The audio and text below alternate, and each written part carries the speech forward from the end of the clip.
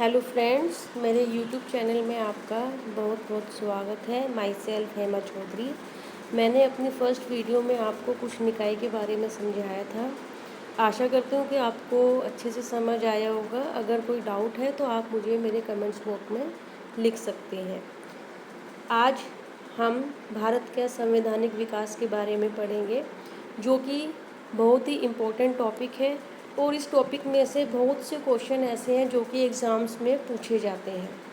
ठीक है, तो आज हम इसके बारे में डिटेल में जो मेन पॉइंट्स हैं हम उनके बारे में डिस्कस करेंगे कि भारत का संवैधानिक विकास किस तरह से हुआ, इसमें कौन कौन से एक्ट हुए और उन एक्ट में क्या क्या कहा गया, इसके बारे में हम आज पढ़ेंगे। ठीक है, हमारा टॉपिक है भारत का संवैधानिक विकास।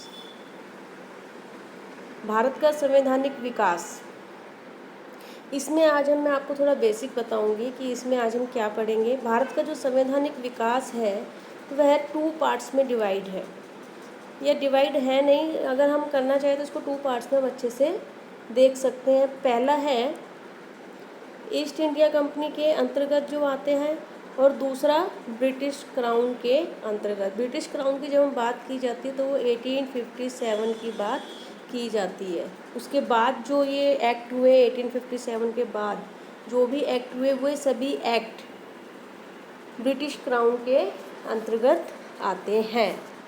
ठीक है, फिर है आपका, आज हम सिर्फ ईस्ट इंडिया कंपनी के अंतर्गत आने वाले एक्ट्स के बारे में पढ़ाई करेंगे कि इसमें कौन कौन से एक्ट आते हैं और इन एक्ट्स में क्या कहा गया है। जो ब्रिटिश क्राउन के अंतर्गत जो एक्ट है वो हम अपने दूसरी वीडियो में इसके बारे में डिटेल में पढ़ाई करेंगे। ठीक है, आज हम सिर्फ ईस्ट इंडिया कंपनी के अंतर्गत आने वाले जो एक्ट हैं उनके बारे में पढ़ेंगे। जैसे है रेगुलेटिंग एक्ट 1773, सेकंड है पीट्स इंडिया एक्ट 1784, नेक्स्ट है charter act 1793, then charter act 1813, then charter act 1833, then charter act 1853। ठीक है, आज हम इसके बारे में डिस्कस करेंगे कि कौन से एक्ट में क्या बात कही गई है। और मैं आपको एक बात और बताना चाहूँगी कि जो ये है ईस्ट इंडिया कंपनी और ब्रिटिश क्राउन, इसको हमने 2 पार्ट्स में क्यों देखा है, इसका भी एक लॉजिक है जो हम इसके 2 पार्ट्स में देख रहे हैं। एक तो क्या है, ये ईस्ट इंडिया कंपनी की बात की गई है। जब ये ईस्ट इंडिया कंपनी हमारे यहाँ जब व्यापार करने आई थी, वे सिर्फ कंपनी के थ्रू यहाँ आए थे। ठीक है, जब ये एक्ट हुए तो वो ये एक्ट इसमें इंक्लूड है सारे। उसके बाद जब इनसे ले लिया गया ईस्ट इंडिया कंपनी से और जिसको दे दिया गया ब्रिटिश क्राउन के पास, जब ये भारत का शासन आ गया तो उसे ब्रिटिश क्राउन के अंतर्गत आने वाले एक्ट कहा गया, जो कि आपका भारत शासन एक्ट, भारत परिषद एक्ट, 1892, 1919 और 1935, 1847 के जो भी ये एक्ट थे ये सब इसमें किसमें आते हैं, आपके ब्रिटिश क्राउन के अंतर्गत आते हैं। ठीक है, ईस्ट इंडिया कंपनी ये आप पढ़ सकते हैं आराम से, इसको नोट भी करना चाहे तो कर सकते हैं कि इसे ब्रिटिश इसमें किया क्या गया था कि जो ईस्ट इंडिया कंपनी है, ईस्ट इंडिया कंपनी का शासन समाप्त करके भारतीय शासन का दायित्व जो था वो ब्रिटिश क्राउन को सौंप दिया गया था। और जो ब्रिटिश क्राउन था वो क्या था, वो महारानी विक्टोरिया के अधीन था। ठीक है, जो ब्रिटिश क्राउन है जहाँ हम बात करते हैं वो किसके अधीन था, महारानी विक्टोरिया के अधीन था। फिर हम बात करते हैं संवैधानिक विकास के बारे में कि संवैधानिक विकास है क्या, ये क्यों ज़रूरी है। ये बातें भी हमें थोड़ी बहुत पता होनी ज़रूरी है, क्योंकि जब तक हमें बेसिक पता नहीं होगा तो हम उस टॉपिक के बारे में कुछ भी अच्छे से नहीं समझ सकते। संविधान किसी भी देश की सर्वोच्च विधि होती है, अर्थात मतलब सुप्रीम लॉ होता है संविधान। संविधान ही हमें बताते हैं कि क्या करना है, प्रशासनिक व्यवस्था कैसे चलेगी, राजनीतिक व्यवस्था कैसे चलेगी। तो ये सब चीज़ हमें कौन बताता है? सर्वोच्च विधि, जो कि हमारा संविधान है।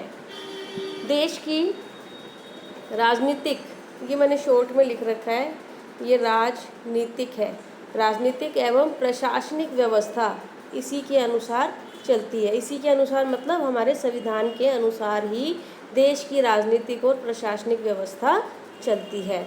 इसे शासन के मूलभूत आदर्शों का संकेत मिलता है। इससे शासन के मूलभूत जो भी आदर्श है हमें उसके बारे में पता चलता है, ठीक है।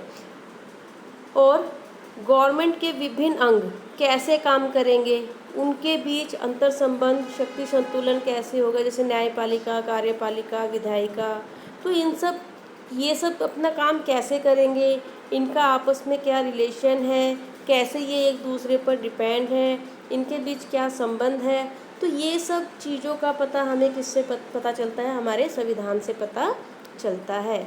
और उनके बीच शक्ति संतुलन कैसे होगा? जब इनको पावर दी जाती है, इनको कुछ अलग अलग अपनी अपनी फील्ड में काम दिया जाता है, जिससे कि शक्ति संतुलन बना रहता है। यह गवर्नमेंट के साथ जनता के संबंधों का भी निर्धारण करता है। मतलब गवर्नमेंट का तो निर्धारण होता ही है कि उसमें कार्यपालिका, न्यायपालिका कैसे काम करेंगे, उसका तो अंतर संबंध है ही, साथ में जनता के संबंधों का भी निर्धारण करती है कि हमारा जो जनता है, जनता को भी तो कुछ अधिकार, कर्तव्य है, कुछ दिए गए हैं ना, जो वो उनका अपनी लिमिट में रह के प्रयोग करते हैं, ठीक है। फिर है इंडियन कॉन्स्टिट्यूशन का निर्माण भारतीय प्रतिनिधियों से निर्मित एक संविधान सभा द्वारा किया गया है। हम ये भी पढ़ेंगे जो कॉन्स्टिट्यूशंस है, ये जो कॉन्स्टिट्यूशन का जो डेवलपमेंट हुआ है, कैसे हुआ है, कौन से एक्ट में क्या बात कही गई है, ये भी हम आगे पढ़ेंगे। लेकिन इसमें क्या कहा गया है कि इंडियन कॉन्स्टिट्यूशन का निर्माण भारतीय प्रतिनिधियों से निर्मित एक संविधान सभा द्वारा किया गया है। जो हमारा इंडियन कॉन्स्टिट्यूशन है उसका जो निर्माण किया गया वो किसके द्वारा किया गया? संविधान सभा द्वारा किया गया है, जिसमें भारतीय प्रतिनिधि शामिल थे।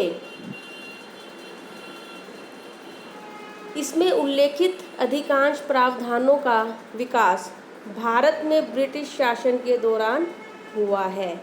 इसमें जो भी बातें उल्लेख की गई हैं, जिन चीज़ों के बारे में बताया गया है, वे ज़्यादातर जो डेवलपमेंट हुआ है वो भारत में ब्रिटिश शासन के दौरान हुआ है, जिसके बारे में अभी हम पढ़ेंगे, ठीक है। इसमें क्या आता है आपका?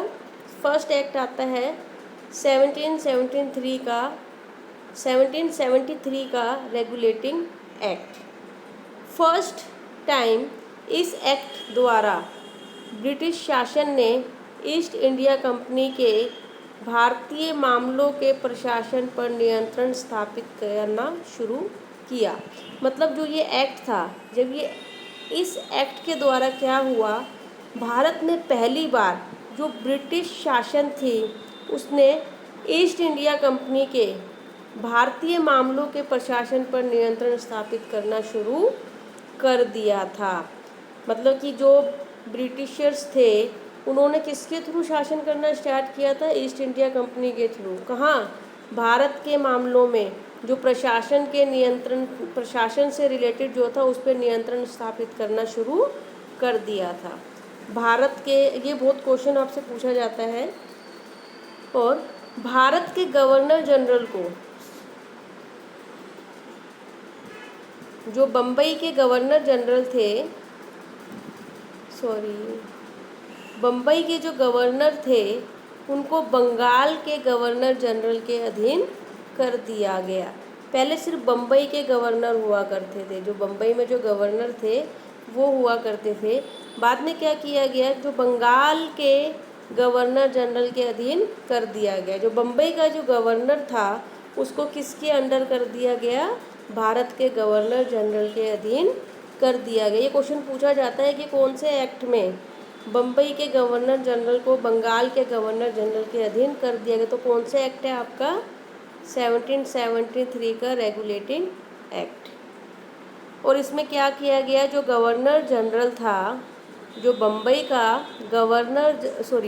का जो गवर्नर जनरल था उसकी हेल्प के लिए एक 4 सदस्यीय परिषद का गठन किया गया, निर्माण किया गया, जिसमें कि गवर्नर जनरल को सिर्फ निर्णायक मत डालने का राइट था।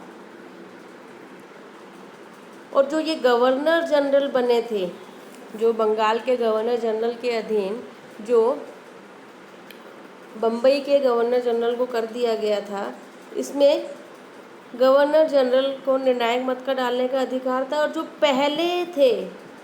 पहले गवर्नर जनरल थे वॉरेन हेस्टिंग, जो पहले गवर्नर जनरल थे वो थे वॉरेन हेस्टिंग। ये ब्रिटिश शासन के टाइम की बात की जा रही है। उस समय जो फर्स्ट गवर्नर जनरल थे वो थे वॉरेन हेस्टिंग। और जो ये 4 सदस्यीय जो परिषद का निर्माण किया गया था गवर्नर जनरल की हेल्प के लिए, उसमें 4 मेंबर थे, फिलिप फ्रांसिस, क्लेवरिंग, मॉनसन एंड बेयरबिल। ये 4 मेंबर थे जो इस पहली परिषद के जो 4 सदस्य थे, जो कि 4 सदस्यीय एक परिषद का जिसमें निर्माण किया गया था, ये उसके सदस्य थे। इन सदस्यों का नेम आपसे पूछा जा सकता है कि उन 4 सदस्यों में कौन सा सदस्य शामिल था। आपको नेम दिया जा सकता है तो ये आप अच्छे से याद कर लेना इसे। पहली बार कंपनी के प्रशासनिक और राजनीतिक कार्यों को मान्यता मिली, मतलब पहली बार जो कंपनी के जो प्रशासनिक और राजनीतिक कार्य थे उनको जो मान्यता दी गई, उनको माना गया, वो कौन से एक्ट में माना गया? 1773 के रेगुलेटिंग एक्ट में माना गया। और दूसरी चीज़ क्या हुई थी यहाँ पर, इसके द्वारा भारत में केंद्रीय प्रशासन की नींव भी रखी गई थी। पूछा जा सकता है आपसे कि केंद्रीय प्रशासन की नींव कौन से एक्ट द्वारा रखी गई, तो वो कौन सा एक्ट है? 1773 का रेगुलेटिंग एक्ट। और कलकत्ता में 1774 में सर्वोच्च न्यायालय का गठन व व्यवस्था की गई। जो फर्स्ट टाइम कलकत्ता में सुप्रीम कोर्ट की स्थापना की गई, वो कब की गई थी? 1774 में। अब जो पहली चीफ जस्टिस थी, जो पहले जो चीफ जस्टिस बने थे, कहाँ? कलकत्ता में 1774 में सुप्रीम कोर्ट के जो फर्स्ट चीफ जस्टिस थे वो थे एलिजा इम्पे। ये भी क्वेश्चन आपसे बहुत बार पूछा जाता है पेपर में। और क्या था? एक मुख्य न्यायाधीश था और 3 अन्य न्यायाधीश थे। प्रथम मुख्य न्यायाधीश जो थे वो थे एलिजा इम्पे। ठीक है। गवर्नर जनरल को कोर्ट ऑफ डायरेक्टर्स के अधीन कर दिया गया। पहले क्या किया गया था? बम्बई के गवर्नर को बंगाल के गवर्नर जनरल के अधीन कर दिया गया। फिर क्या किया गया? जो गवर्नर जनरल था उसको कोर्ट ऑफ डायरेक्टर्स के अधीन कर दिया गया। ठीक है। उसके बाद तत्कालीन ब्रिटिश प्रधानमंत्री प्राइम मिनिस्टर लॉर्ड नॉर्थ द्वारा गोपनीय समिति, जो सीक्रेट कमेटी की सिफारिश पर 1773 में पारित एक्ट को रेगुलेटिंग एक्ट की संज्ञा दी गई। ये क्वेश्चन पूछा जा सकता है कि जो ये 1773 का जो एक्ट था उसको रेगुलेटिंग एक्ट की संज्ञा कब दी गई और किसके द्वारा, किस समिति द्वारा दी गई? तो ये क्या है कि उस समय जो प्रधानमंत्री थे लॉर्ड नॉर्थ, उनके द्वारा एक सीक्रेट कमेटी बनाई गई जिसकी सिफारिश पर 1773 में पारित एक्ट को रेगुलेटिंग एक्ट की संज्ञा दी गई। इसके द्वारा कंपनी के कर्मचारियों को निजी व्यापार करने और भारतीय लोगों से गिफ्ट और रिश्वत लेना प्रतिबंधित कर दिया गया। इसी एक्ट में एक काम और किया गया, जो कंपनी के कर्मचारी थे उनको निजी व्यापार करने और भारतीय लोगों से गिफ्ट लेने या रिश्वत लेना उनके लिए प्रतिबंधित कर दिया गया कि वो भारतीय लोगों से रिश्वत या गिफ्ट नहीं लेंगे। उसके बाद हमारा दूसरा एक्ट है पिट्स इंडिया एक्ट 1784। इसमें क्या किया गया, इसमें बोर्ड ऑफ कंट्रोल की स्थापना की गई, जिसमें सैनिक असैनिक राजस्व रिलेटेड जो मामले होते थे वो इसके अधीन होते थे। इससे रिलेटेड जो भी मामले होते थे वो सब बोर्ड ऑफ कंट्रोल के अंडर आते थे। कौन कौन से? सैनिक असैनिक राजस्व रिलेटेड मामले इसके अधीन थे। किसके अधीन थे? बोर्ड ऑफ कंट्रोल के अधीन थे। और ये क्वेश्चन बनता है कि बोर्ड ऑफ कंट्रोल की स्थापना कब की गई? बोर्ड ऑफ कंट्रोल की जो स्थापना की गई थी वो पिट्स इंडिया एक्ट 1784 द्वारा की गई।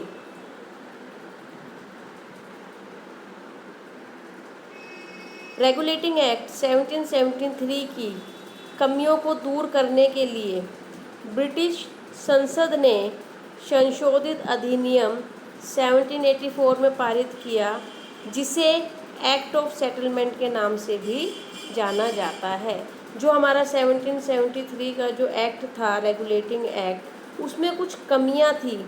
उन कमियों को दूर करने के लिए क्या किया गया, जो ब्रिटिश संसद ने एक संशोधित अधिनियम कौन सा था? 1781 का 1781 में पारित किया, जिसे एक्ट ऑफ सेटलमेंट के नाम से जाना जाता है। एक्ट ऑफ सेटलमेंट क्या था? वो रेगुलेटिंग एक्ट की कमियों को दूर करने के लिए एक अधिनियम था जिसे पारित किया गया। इसके बाद एक महत्वपूर्ण अधिनियम पिट्स इंडिया एक्ट 1784 में अस्तित्व में आया। जब ये सुधार के लिए एक एक्ट ऑफ सेटलमेंट किया गया, कब? 1781 में। उसके बाद पिट्स इंडिया एक्ट सामने आया, कब आया? 1784 में, जिसमें कि उन कमियों को दूर करने की बात की गई। कंपनी के राजनीतिक वाणिज्यिक कार्यों को अलग अलग कर दिया गया। इस एक्ट में क्या किया गया कि जो कंपनी के राजनीतिक काम थे और जो वाणिज्यिक से रिलेटेड जो काम थे उनको अलग अलग कर दिया गया। दूसरा काम क्या किया गया? गवर्नर जनरल की परिषद की सदस्य संख्या 4 से बढ़ाकर 6 कर दी गई। जो पहला एक्ट था उसमें 4 सदस्य थे और इसमें कितने कर दिए गए? 6 सदस्य कर दिए गए। मतलब 2 सदस्य बढ़ा दिए गए, प्लस कर दिए। पहले 4 थे और अब 2 इसमें ऐड करके टोटल कितने नंबर कर दिए गए? 6।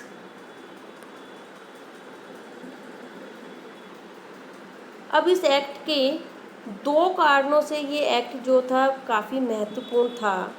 उसके क्या कारण थे कि भारत में कंपनी के अधीन क्षेत्र को पहली बार ब्रिटिश आधिपत्य का क्षेत्र कहा गया। इसमें क्या था कि पहली बार, पहले तो कंपनी के अधीन क्षेत्रों को कहा गया था, उसके अधीन जो क्षेत्र थे उनको पहली बार ये कहा गया कि वो ब्रिटिश आधिपत्य का क्षेत्र है। जो कंपनी के अंडर में जो भी एरिया आते थे उसको पहली बार ये कहा गया कि वो ब्रिटिश आधिपत्य का क्षेत्र है। दूसरी बात क्या थी कि जो ब्रिटिश गवर्नमेंट को भारत में कंपनी के कार्यों और इसके प्रशासन पर पूर्ण नियंत्रण प्रदान किया गया। ब्रिटिश गवर्नमेंट को भारत में कंपनी के कार्यों और प्रशासन पर पूर्ण नियंत्रण प्रदान किया गया। ब्रिटिश गवर्नमेंट को पूरा ये हक दिया गया नियंत्रण का कि वो कंपनी के कार्यों और जो प्रशासन है उस पर पूर्ण रूप से नियंत्रण कर सके। इसके बाद आता है आपका 1786 का अधिनियम। 1786 का अधिनियम, जिसको हम एक्ट भी बोलते हैं, अधिनियम। ये आपको थोड़ा हल्का दिखाई दे रहा होगा, ये अधिनियम लिखा हुआ है, ठीक है।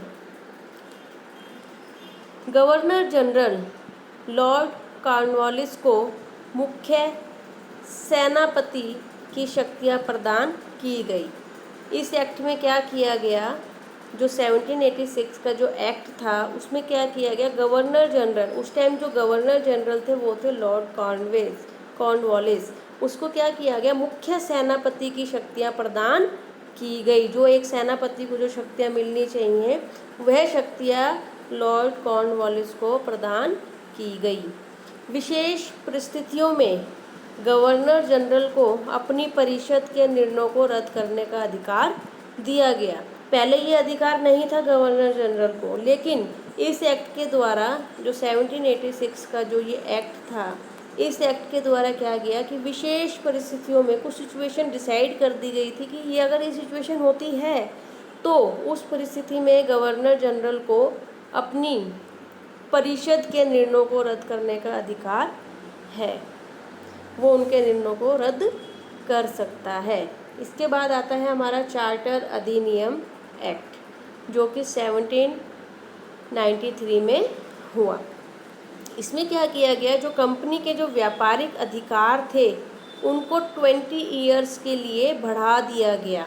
कंपनी को, जो कंपनी हमारे यहाँ भारत में आई थी वो व्यापारिक उद्देश्य से आई थी, और उसको जो अधिकार दिया गया था उसको 20 ईयर्स के लिए बढ़ा दिया गया। वो कौन से एक्ट में किया गया, चार्टर अधिनियम जो था 1793 का, उसमें ये काम किया गया कि कंपनी के व्यापारिक अधिकारों को 20 साल के लिए बढ़ा दिया गया।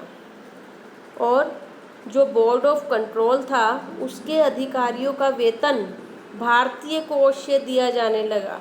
पहले ये भारतीय कोष से नहीं दिया जाता था, लेकिन इस एक्ट में क्या किया गया, जो बोर्ड ऑफ कंट्रोल था उसके जो अधिकारियों को पैसा दिया जाता था, जो सैलरी दी जाती थी, वो भारतीय कोष से दी जाने लगी। कब, चार्टर एक्ट 1793 के द्वारा। गवर्नर जनरल का, जो गवर्नर जनरल था, गवर्नर जनरल का बम्बई मद्रास प्रेसिडेंसियों पर स्पष्ट अधिकार हो गया।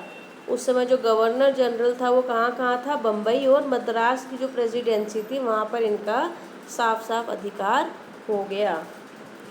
दूसरा, जो गवर्नर जनरल की जो परिषद के निर्णयों को बदल सकता था, ये चीज़ इसमें क्या की गई कि गवर्नर जनरल परिषद के निर्णयों को बदल सकता था। ये राइट गवर्नर जनरल को यहाँ पर दिया गया था।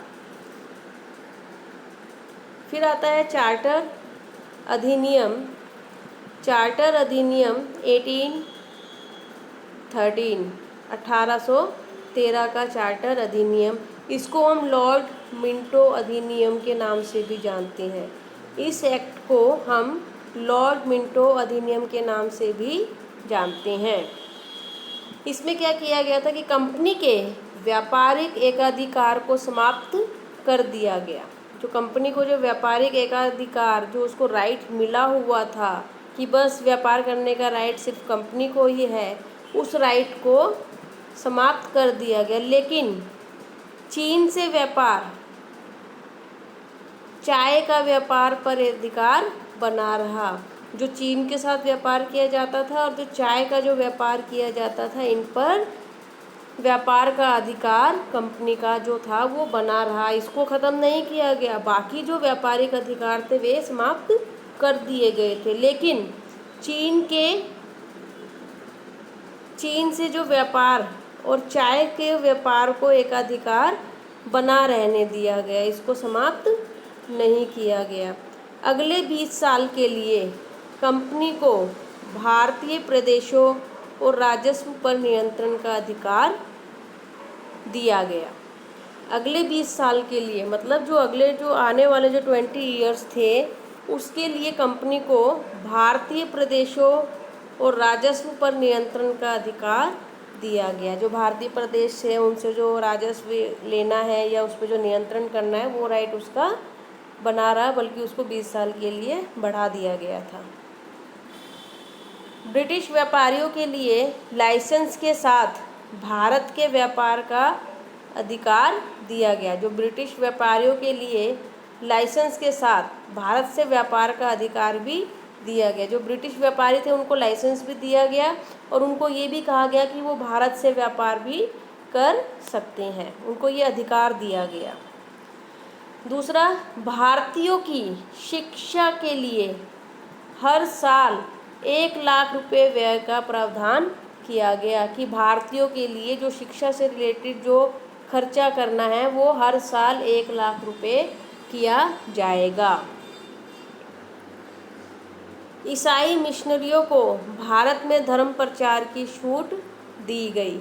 जो ईसाई लोग थे उनको भारत में धर्म प्रचार के लिए छूट दी गई कि वो भारत में आकर अपना ईसाई धर्म का प्रचार कर सकते हैं। हेलबरी एक जगह है। हेलबरी में कंपनी के लोक सेवकों के लिए एक प्रशिक्षण कॉलेज खोला गया। ट्रेनिंग कॉलेज मतलब प्रशिक्षण कॉलेज कहाँ खोला गया? हेलबरी में। किसके लिए? जो लोक सेवक हैं, जो पब्लिक सर्विसर्स हैं, उनके लिए एक प्रशिक्षण कॉलेज खोला गया। कहाँ पर? हेलबरी में। और व्यापारिक और शासन रिलेटेड हिसाब किताब अलग अलग रखे जाने की बात की गई। यहाँ पे क्या किया? जो व्यापारिक हिसाब किताब था और जो शासन से संबंधित जो हिसाब किताब था उनको अलग अलग रखा गया।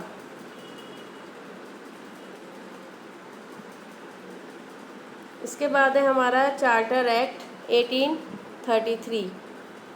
इसमें क्या किया गया? जो कंपनी के चीन के साथ व्यापार और चाय का जो व्यापार था उसके एकाधिकार को पूर्णतः समाप्त कर दिया गया। उसमें 20 साल के लिए बढ़ा दिया गया था, है ना, उसको ख़त्म नहीं किया गया था। लेकिन यहाँ पे क्या किया गया? इसे ख़त्म कर दिया गया पूर्ण रूप से। जो व्यापारिक राइट था वो यहाँ पूर्ण रूप से ख़त्म हो चुका है। अब केवल राजनीतिक कार्य ही करने थे। अब वो सिर्फ किस में काम कर सकते थे? सिर्फ राजनीतिक कार्यों में। व्यापार से जो उनका काम था, चाय का व्यापार, जो चीन के साथ व्यापार था, उस एकाधिकार को पूर्ण रूप से यहाँ पे ख़त्म कर दिया गया। राजस्व पर कंपनी के अधिकारों को पुनः 20 वर्षों के लिए बढ़ा दिया गया। जो राजस्व से रिलेटेड जो कंपनी को जो अधिकार दिए गए थे उनको 20 वर्षों के लिए यहाँ पे दोबारा से बढ़ा दिया गया। बंगाल का गवर्नर जनरल अब भारत का गवर्नर जनरल हो गया। ठीक है, जो बंगाल का जो गवर्नर जनरल था वो यहाँ पे क्या हुआ कि वो भारत का गवर्नर जनरल बन गया। कौन से एक्ट में ये काम किया गया? आपका चार्टर एक्ट 1833 में ये एक महत्वपूर्ण काम किया गया कि भारत का गवर्नर जनरल, जो पहले बंगाल का गवर्नर जनरल था, वो अब क्या हो गया था? पूरे भारत का गवर्नर जनरल हो गया। ये क्वेश्चन पूछा जाता है कि भारत के पहले गवर्नर जनरल कौन थे? तो भारत के पहले गवर्नर जनरल थे लॉर्ड विलियम बेंटिक। जो लॉर्ड विलियम बेंटिक थे वो भारत के गवर्नर जनरल थे। और इन्होंने क्या, ये पहले व्यक्ति थे। ये भी क्वेश्चन पूछा जा सकता है कि जो ब्रिटिश काल में जो हमारे मतलब जो पहले जो भारत के गवर्नर जनरल थे उन्होंने एक काम किया, वो काम क्या था? सती प्रथा विरोधी। ये पहले व्यक्ति भी थे जिन्होंने सती प्रथा का विरोध किया था, और जिन्होंने सती प्रथा का विरोध किया था वो भारत के गवर्नर जनरल थे, और वो पहले गवर्नर जनरल थे। फर्स्ट कौन थे? Lord William Bentinck.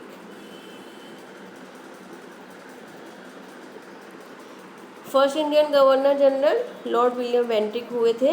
ये मैं आपको अभी समझा भी चुकी हूँ।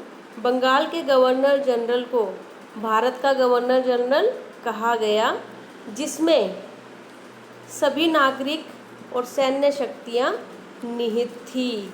इसमें क्या किया? जो भारत का गवर्नर जनरल बने, जो बंगाल के पहले गवर्नर जनरल थे वो अब क्या बने? भारत के गवर्नर जनरल बन हो गए। और इसमें क्या किया गया? सभी नागरिक और सैन्य शक्तियाँ इसमें निहित थी। किसमें? भारत के गवर्नर जनरल में।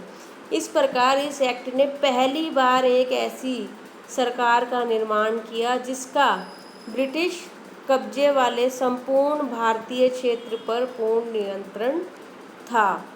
ये पहली गवर्नमेंट का निर्माण इसमें किया गया जिसका क्या था कि जो ब्रिटिश शासन का रूल तो था लेकिन वो संपूर्ण भारतीय क्षेत्र पर पूर्ण नियंत्रण था। मद्रास और बम्बई के गवर्नरों को विधायिका संबंधी शक्तियों से वंचित कर दिया गया। अब जो मद्रास के जो गवर्नर थे, जो बम्बई के गवर्नर थे, उनको विधायिका संबंधी शक्तियों से वंचित कर दिया गया, उनकी शक्तियाँ कम कर दी गई। इंडियन गवर्नर जनरल को पूरे ब्रिटिश भारत में विधायिका के असीमित अधिकार प्रदान किए गए। जो इंडियन गवर्नर जनरल था, जो भारत का जो गवर्नर जनरल था, उसको पूरे ब्रिटिश भारत में विधायिका के असीमित राइट प्रदान किए गए, उसको अनलिमिटेड राइट दिए गए। किसको? भारत के गवर्नर जनरल को। इसके अंतर्गत बनाए गए पहले कानूनों को नियामक कानून कहा गया। जो भारत का जो गवर्नर जनरल थे, इन्होंने जो कानून बनाए या इनके अंतर्गत जो बनाए गए जो कानून, उनको क्या कहा गया? नियामक कानून कहा गया। नए कानूनों के तहत बने कानूनों को एक्ट या अधिनियम कहा गया। ठीक है, इसके अंतर्गत बनाए गए पहले कानूनों को क्या कहा गया? नियामक कानून। और जो नए कानूनों के तहत जो नए कानून थे उस समय जो बनाए गए, उन कानूनों को एक्ट या अधिनियम कहा गया। सिविल सेवकों के चयन के लिए खुली प्रतियोगिता का आयोजन किया गया। जो हमारे लोक सेवक हैं, जो सिविल सेवक हैं, उनके लिए क्या किया गया? खुली प्रतियोगिता का आयोजन किया गया, शुरू करने का प्रयास किया गया कि भाई इनके लिए खुली प्रतियोगिता होनी चाहिए। इसके लिए बहुत सारे काम, मतलब कि इसके लिए प्रयास किया गया कि ये होना चाहिए कि इन सिविल सेवकों के लिए जो प्रतियोगिता होती है वो कैसे होनी चाहिए? ओपन होनी चाहिए।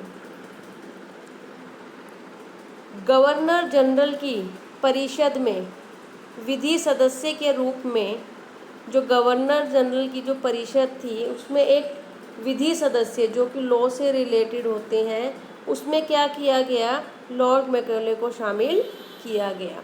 जो विधि सदस्य के रूप में गवर्नर जनरल की जो परिषद में जिसको शामिल किया गया वो कौन था? लॉर्ड मैकॉले थे। 1834 में लॉर्ड मैकॉले की अध्यक्षता में 4 सदस्यीय विधि आयोग का गठन किया गया। 1834 में ये पूछा जा सकता है कि 4 सदस्यीय विधि आयोग का गठन कब किया गया? 1834 में। इसके अध्यक्ष कौन थे? लॉर्ड मैकॉले थे, जो कि क्या थे?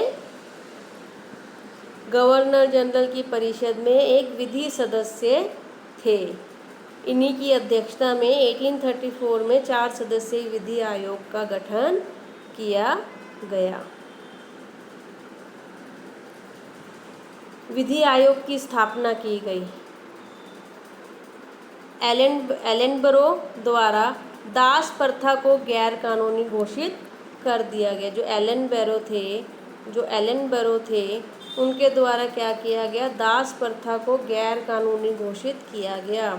ये पूछा जा सकता है कि दास प्रथा को गैर कानूनी घोषित कब किया गया? तो कब किया गया? यह काम आपका चार्टर एक्ट 1833 के द्वारा किया गया। ठीक है,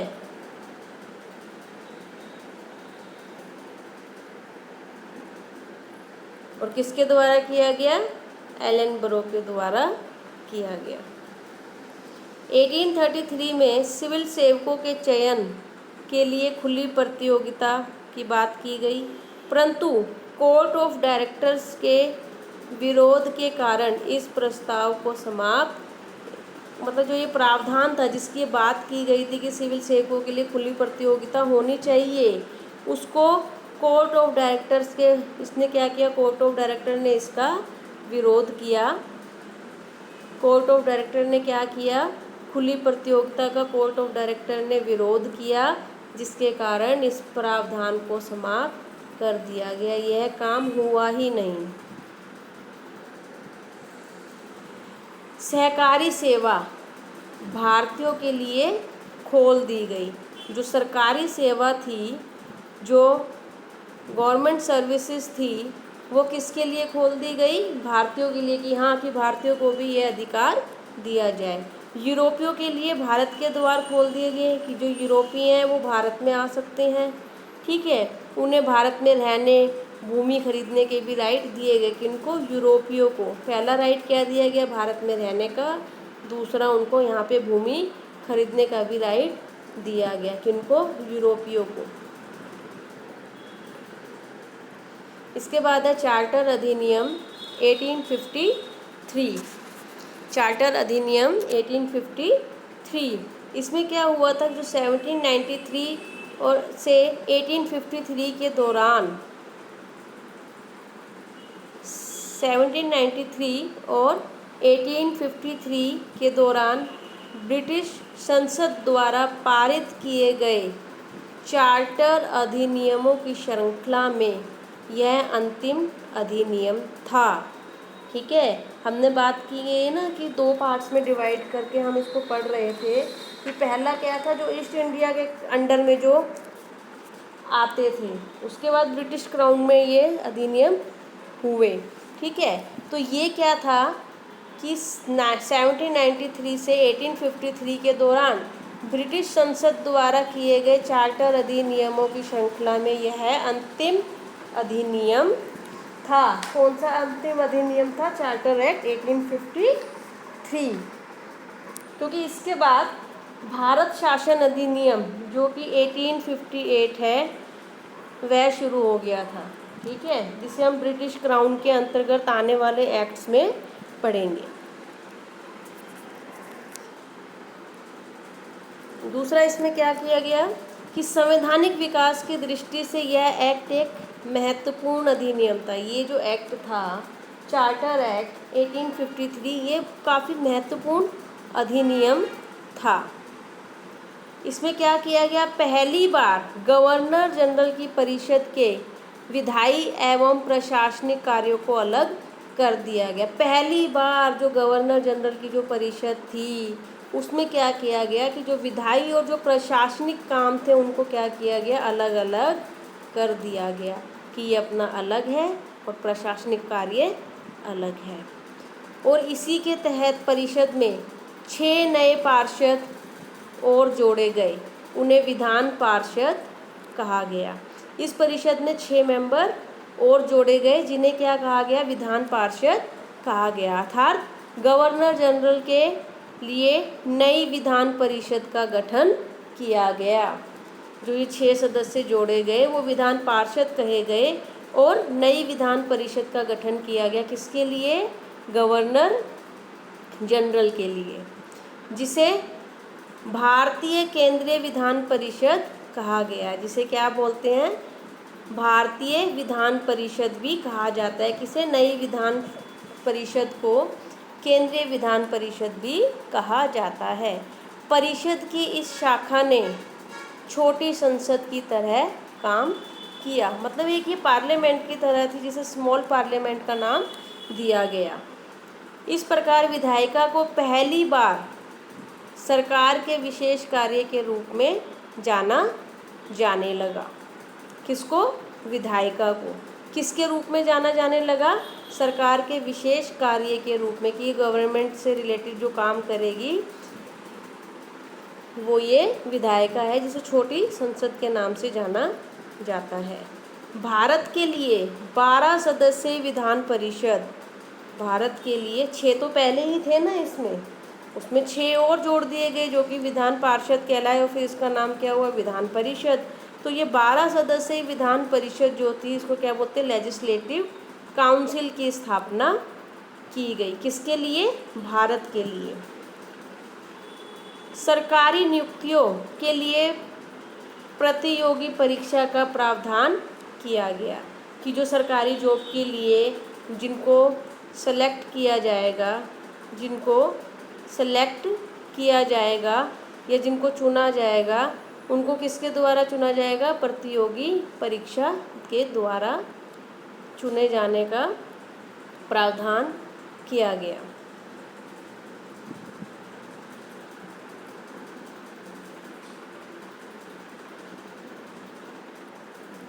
और क्या किया गया? जो विशिष्ट सिविल सेवा भारतीय नागरिकों के लिए भी खोल दी गई। और इसमें यह कहा गया कि जो ये सिविल सेवा है वो भारतीय नागरिकों के लिए भी है। इसके लिए 1854 में भारतीय सिविल सेवा के संबंध में या भारतीय सिविल सेवा से जो रिलेटेड है वो मैकॉले समिति की नियुक्ति की गई। जो मैकॉले समिति थी जिसका नियुक्त किया गया 1854 में, वो किससे रिलेटेड थी? भारतीय सिविल सेवा से संबंधित थी।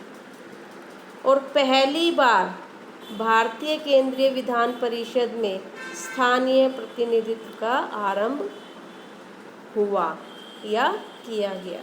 ये काम पहली बार हुआ था। अब जो हमारी दूसरी क्लास होगी उसमें हम पढ़ेंगे